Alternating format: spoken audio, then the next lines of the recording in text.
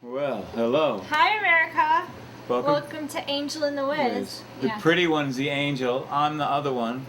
Well, and it's been a while since we've posted a comment on the video. If you're watching it on YouTube, you can post comments. That's true. And let us know. And but otherwise, if you want me, if you mail me something that's good, I'll read it. Okay, and we'll share on the air, but especially if you have any good ideas, because I found out, and I'm not going to say it every week. It's not going to be about cancer. Okay, but we're going to talk about. We'll monitor as it goes, because this is important. And in some of the things that I never heard about cancer, that I have learned since I had it. What's that say? 1 minute and 30 seconds. That's good to know. Okay, so instead of being 1:30, we want it to be 23:30. Great. Okay, good. Yes. Okay, so some of the things that I've learned about this is this. Well, number one, cancer isn't just a disease. Cancer is an enemy. Mm-hmm. Okay, and what do I mean by that? I mean, like, if you have a disease, it's attacking you. It's doing its thing, and you're trying to fight off it as best you can. But it only has it has what a disease has. Cancer has this it's an enemy. It doesn't just want to hurt you. It wants to kill you, and it wants to. It's almost like it's got a consciousness, because what happens is, one of the things that cancer knows is that good nutrition is important. Okay, and especially in fighting diseases of any kind. Okay, so what is the first thing that cancer does? It kills your appetite, and it doesn't just kill your appetite. It makes you you don't want food in your mouth. You don't want it anywhere near you. It can be. These are my experiences. Okay, maybe they're not the same for everybody, but for me, this is what's happened. And what happened was, it immediately kills your desire to bring nutrition in, which will fight it. Mm-hmm. It's just smart, you know what I mean? So have you been forcing yourself to eat to compensate for this? I have been forcing myself to eat, but it's very hard, because you don't, and I'll say something else too now, and I really understand it now. I support medical marijuana for people that have cancer, and I'll tell you why. Because if you got something that's trying to stop you from helping yourself by eating the right food, and there's a drug that you can take that'll make you eat the right food, you can't deny that to people. They need to have that, because my experience with pot over the years has been that, because I mean, I'm 65 now. Okay, I've been around a while. Okay, it not only does it make you munchy, but it makes you also not able to focus so well. We're not talking about getting high and going to work. Right. We're talking about sitting at home, being TV. at home, taking it easy, smoking this stuff to get your appetite up. And I'm not sitting, and it also distorts your focus, so you're not constantly focused on the disease, which is focused full time on you. Right. I mean, the cancer. It's just. Have you talked to the doctor about getting prescribed an appetite stimulant? No, Aside from the pot. I didn't know there was such a thing. Oh yeah, there is. There's like a, at least for not my experience with cancer, but when I would have a cat that has an upset stomach, and even though we might have gotten rid of the issue for they still feel icky. Yeah. And I'm sure, like when you have the flu, and even though you're done with the flu, you just feel icky. You don't want to eat. Right. For the last week, you've just been puking everything up. So they can give you an appetite stimulant. It's a little drug that you would take, and it just makes you hungry. It's probably THC. I wouldn't be surprised. I don't know what it is. Well, I know I give it to my cats, and then they eat for 3 days. That's all they want to do is eat. I can only tell you that it's frustrating. Mm-hmm. It was also fascinating too, to see how this thing works on you. Mm-hmm. Okay, now. What's another thing that cancer knows doesn't help you? Well, doesn't help it. Sleep. Okay? Cancer does not like sleep. Cancer, if you have a little pain, you have a little cancer. Okay? Or big cancer, whatever. The idea is, every time you get comfortable, you get a little zing. Mm-hmm. Okay? This is what happened to me anyway. And it was impossible to get sleep. And after a week of this, and all you're doing is turning over and turning over and turning over and turning. And now the night is so incredibly long. You dread the night coming because it means I'm going to have to play this game all night. Now, they have sleep aids. I tried. Right, you've been trying several. I've been trying. I don't know. We know some have worked, some... Ambien gave me hallucinations, and the other one, too. The second one I got, I asked the doc, I said, Doc, it's not putting me out. If it doesn't put you out and get you past the pain, okay, you can't sleep. Right. Okay? Well, I said, could I take 2? It's great. Listen to this. So I take 2 of these pills. Great. I'm out cold. I sleep. Great. The next day, you know what I found out the next day? I found out the next day in the middle of the night, I got up, I got completely, totally dressed, and I'm ready to go out the door. And I'm asleep. Oh my. I didn't even know it happened. What if I was going to the car? Right. Okay, wow. So I told the doc, I said, that's probably not for me, that particular one.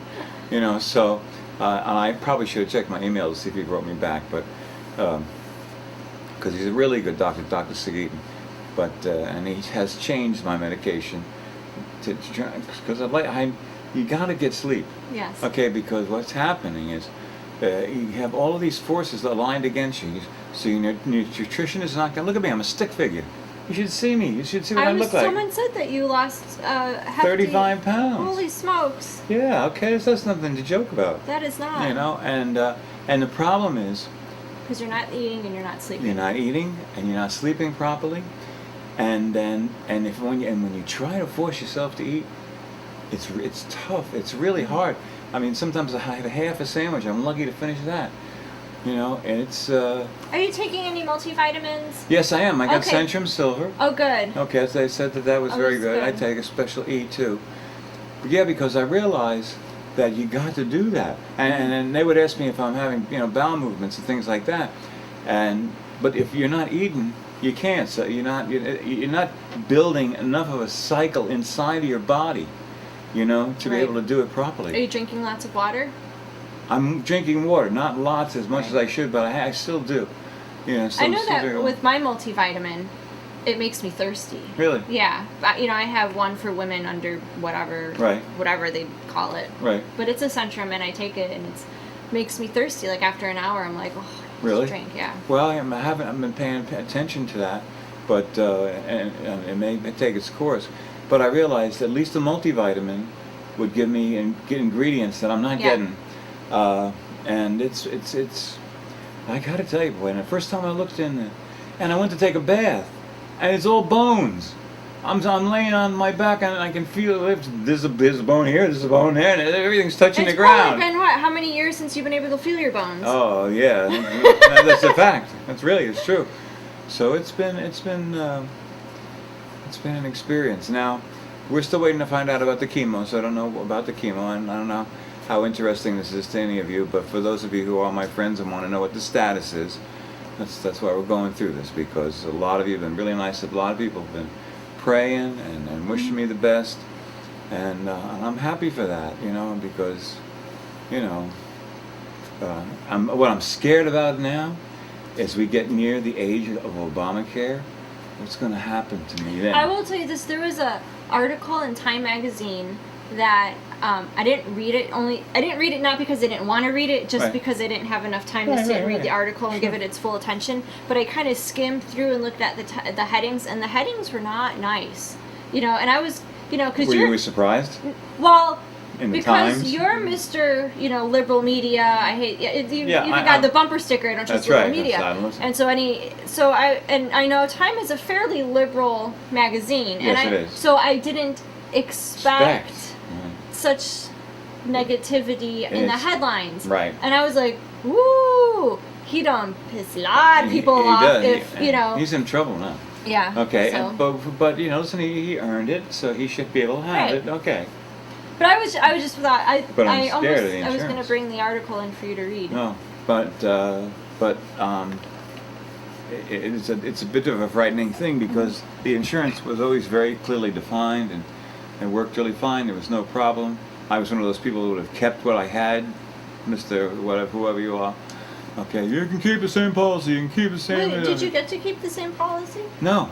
You know why? Because, and they were lying the whole time. And what proves they were lying? because one of the tenets of the Obama law is that you must now cover all of these things, whether they affect you or not, maternity leave, blah, blah, blah, blah, blah. And so that changed every policy. Right.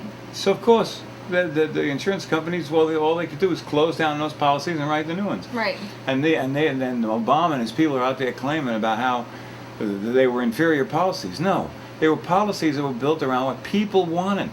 It was for protection for what they wanted, not what you wanted to give them. If I hit menopause, right, I ain't gonna have a baby. Yeah, and why should you have to pay for the pregnancy and delivery charges and all that stuff? That's what I mean. So, well, I don't know. Anyway, but I'm concerned about that because, you know, it's Christmas, it's that time of year and everything else like that. Right. I have no idea what's going to happen with that. I mean, in my particular case, if I don't get the chemo, I'm gone. You know, I mean, I'm by the spring, I'm probably history. So I'm hoping that they come through with the chemo, because I would like to. Mm-hmm. You know, I mean, I enjoy life. I love life. I got no complaints. I've been given everything wonderful you could possibly have. You know, I sit here with a beautiful girl. I'm talking on TV to people who don't even know me. You know, I mean, it's I think they're going to know you. Well, I think they do know you. Well, I guess the few that watch, yes. You definitely know your political views. Yeah, I guess so. You know, well. So, and again, folks, if any of you have tips or helping, anything like that, or places that here, you contact us is a good place. People talk to you and stuff like that. Please email us, and if you send me anything, if you send me something I'll put it on the show. I should say that I chose two songs for these next two shows. Okay. That they're special to me. Okay. One is called "Truth in Things," and it's about the songs and why I write them. And the other one, "Pocket Full of Dreams," which so that's the two songs for this weekend, next week anyway. I'm not to let you know. So let me see. So now, before we started taping, yes, ma'am. You were telling me about how you're getting out. Oh yes. So tell me about your very important. What Fighting back. Very good. Very good. This is very important too. This is especially with cancer, because cancer doesn't it wants to win. It is fighting you like an enemy, fighting for its life. Okay. So what happened was, I'm home. I get home from work Thursday. I have like half a day, and then Friday comes on. Tink calls me in the morning. Okay. Okay. And when we're just talking, and she says to me on the phone, "Well, you know how when you're getting off the phone, yeah, you know, okay, hon, I'll be in touch." Yeah. Okay. So she just kind of says, "Well," he said, "I want you to pick out something that you really want to go do." "Yeah, okay, baby, anything." Okay. And she says, then I want you to go out and do it. I want you to have a good time. "Fine, yes, ma'am, okay." And then I want you to call me and tell me what you chose. Sneaky, because I could have got, I was already ready. I wanted to do that, but I didn't actually get to do it. Blah, blah, blah. So what did I do? Another one of the things, when people tell you got to fight back against cancer, have to fight. You have to fight back. Put on those boxing gloves and knock that crap out. You got to do things that you don't want to do. You just don't want to do them, And the last thing they want to do is get off of the couch, go down, go anywhere and do anything. Never, I didn't want. But I told the girl I was going to do it, so I said, I had no choice. You can't lie to the women. No, you can't. No, it don't work, and it's not something you want to do anyway. So I went to miniature golf, and I played miniature golf. Did you play with somebody or just go by yourself? No, I just went by myself. Okay. It's always an adventure these days and driving around. But so I went and I played the game. Didn't keep score. I'm leaving, and the guy says, "What score did you get?" I said, "I'll find out tonight when my wife fills it in the car." I'll let her do it. So anyway, so I went out and I did it, and I came back. Okay, so I survived. Blah-de-da, I was okay. And you got to see at this point, I'm a stick figure. I've lost a lot of weight, and I'm not putting it back on because I'm not eating. And I don't just have to put it back on; I have to get more than was there. So it's it's a tough nut. So anyway, so I did that one thing. Good. Saturday comes up.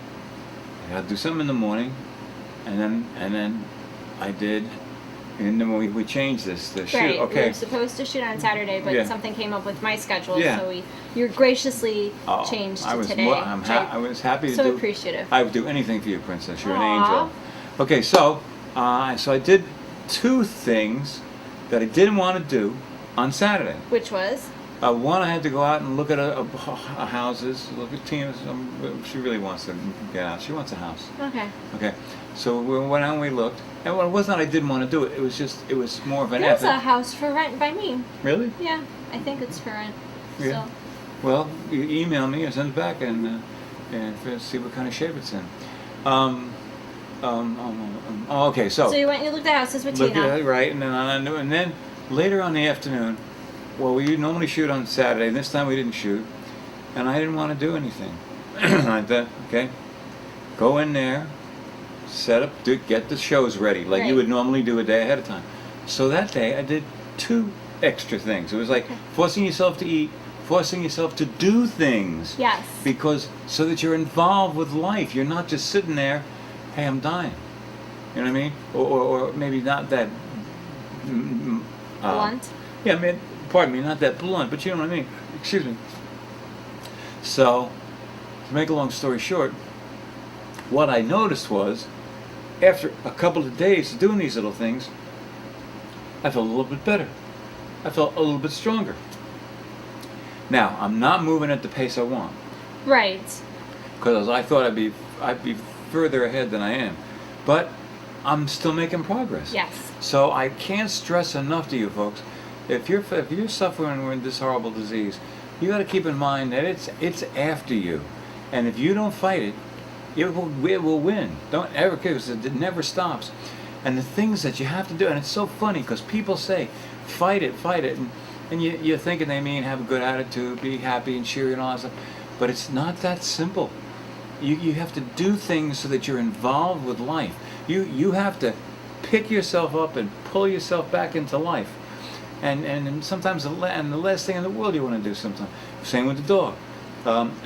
If I started noticing, I would get stiff after sitting down for a while. Okay, well now instead of trying to just change position again, I get dressed. I take the dog out for a walk. You know, man, of course he loves it. You know, but you know, so it's not a joke that you really have to fight back. You really have to. You have to force yourself. And you're gonna not. You know, I have no experience, but I know I've heard stories about people that when they're going through the chemo, because you know, I think it's pretty fair to say that your chemo treatment this time around is going to be more intense than what it was Probably so. the last time. So you're probably going to have more side effects than what you did last time, and then you have to keep fighting at that point. You have to really go at it, and so. Well, yeah, and I of course I guess that is true too, because it would be a new mix of chemicals, you know, and it would probably be more aggressive. Yes. So I don't know what that means. You're gonna be able to get bald. You can't tell now. I'm telling you, I just and look, see how big I look. I have an undershirt on and a waist strap underneath my shirt, and I'm still don't look as fast as I used to. You know what I mean? So it's So anyway, so that's this week's wrap on cancer and stuff like that there. And as far as just a quick political observation about Obamacare and the fact that the guy's been lying for 4 years and everybody knew he was lying, he knew he was lying. I think when somebody does that, they have violated your trust. Okay, and I don't think he has the right to be president anymore. That's just my opinion. I'm not suggesting we go out and burn the windmill or anything like that. I'm just saying that when somebody is arrogant enough to lie to you to your face over and over and over again, why should you do anything for that person? Why would you even talk to them again? Why would you even listen to them when they speak? Okay, and this thing that they just did with Harry Reid in the Senate, where because they couldn't get the people through that the old Barry Sordo, or whatever his name is, wanted to get through. They pulled this nuclear option where it doesn't take the same amount of votes as it used to, because they just want to get people through and stuff like that. This is not a good time for America. I have an enemy fighting me, and America's got an enemy fighting her. And I got to tell you, you're going to have to stand up. You're going to have to pull together, because I'm really interested to see who's going to try and run for president in 2016. Well, I still might have my Sarah Palin bumper stickers, So. Right. I mean, I know you're holding out hope for that, but I don't think that she's going to run. I don't think she will. Okay. But I don't think it would be because she doesn't want to run. I think it might be her family is saying, "Mom, we can't." We don't want the scrutiny. We don't want, they went through her, the reality is, she had a rough time in the political. They treated her horribly. They did, but her, and that I agree. They didn't treat her well, but her family also all of a sudden became this public story. Yeah, and public property. And the funny thing is, like, if you look at a lot of the families of the other people, not just other people, but other big even like the Bush girls or Chelsea Clinton. Right. Even I know that they all have their little issues, right, nuances, right, but they would make headlines, but definitely not to the extent of the Palins. It was an attack. Yeah, and so I think that her family saying, "Mom, we can't go through that again." Yeah. So that's why I don't think that she would run. I think she'll still be like the political commentator and things like that, and stay in the limelight in that way. But I don't think that she would go for another office again. Really? I don't think she'd. That's be able too bad, to because I think she'd be really good at it, and I would love to see her as president of the United States, because she just fits the mold. She could be a great husband, nice family, all those other things. But of course, whether that happens or not, the important thing is that we get somebody in there who likes America. I think Hillary Clinton might again. Yeah. Suddenly coming out and just suddenly saying, "I don't want to be Secretary," resigning from Secretary of State. I think that's, a sign. I don't know about Governor Christie. I don't think he would really. Chris Christie? Yeah. That clown president of the United States? I'm not saying about being elected. I'm saying that who might put their name into. Put their. Yeah, he's got an ego big enough to do it. I think that he might do it, but I don't think that he would. I don't think he has a prayer. I think he would go. He's changed his titles too many times. I think he would go. I think he'd win some states just because he's got that big personality. But I think when it came down to like the true that he wouldn't get it, that someone would come in and say no. Okay. Chris Christie. I think the guy that works says the guy that's on. He's the governor of New Jersey. Oh, who am I thinking of? I was thinking of that other clown down in Florida. Marco Rubio? No, the. Governor Crist, former Governor Crist. Former Governor Crist. Yeah, Crist. Charlie Crist. Charlie Crist. He wouldn't have a prayer. No. And the reason he wouldn't, because he's been a Republican, he's been an independent, he's been a Democrat. Democrat, yeah. Pardon me. What the hell was that? So anyway, I don't know about Chris Christie, because we like the way he talks sometimes. He's very much a in-your-face kind of. He's from New Jersey. He's New Jersey. He's got that attitude. By itself. Yeah, and I think that, like I said, he would win some primaries, but I think in the grand scheme of things that the Republicans would say you're too much of a personality to be in the White House like that. Because there has to be an air of leadership and I wouldn't call it elegance. Like, I don't know how else to describe it. Like, no, but I know what you mean. It's leadership and elegance and stature. And I think that he doesn't have that. And, of course, he probably would have a heart attack once he's in office or something. Well, I don't know. Now, let me see. It's 23:06. We had to get out by 23:38 or something like that. Something like that. So, it's always nice to see you. You look great today. Thank you. You're very welcome. And I didn't want to do this show today. But you're doing it. I'm fighting back. You wanted to do the show. You just didn't know how. You didn't really want to do the show. And then you saw me, and then you're like, yeah, I'll do it. No. And I'm dedicated, to the show because you can. Okay, we should say goodbye. Okay.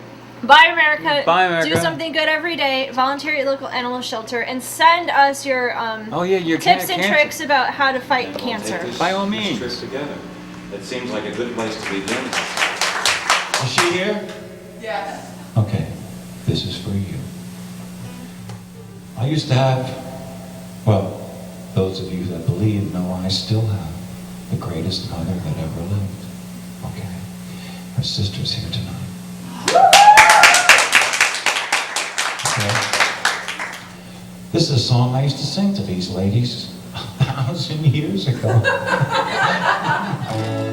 It tells you what my songs are about, and the song is called Truth and Things. I gotta finish my Ricola.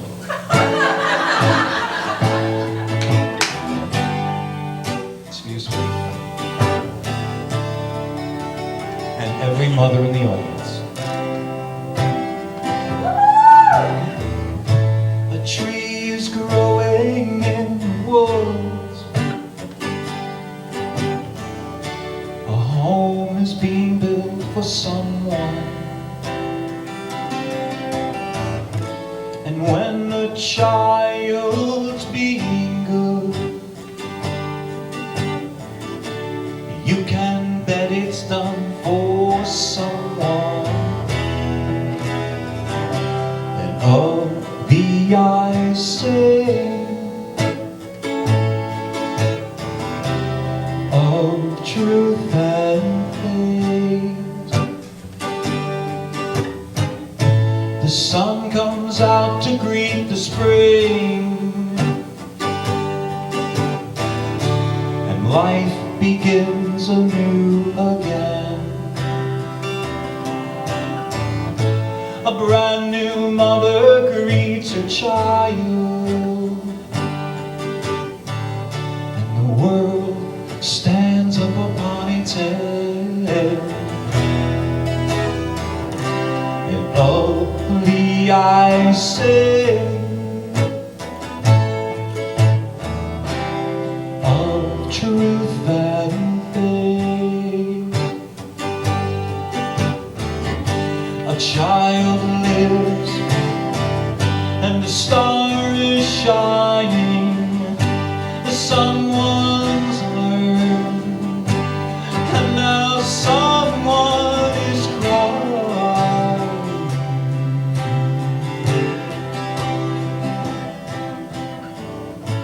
A whistling wind that sounds like angels.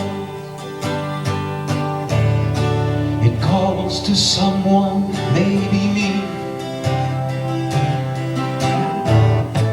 A teardrop falls and floods the room.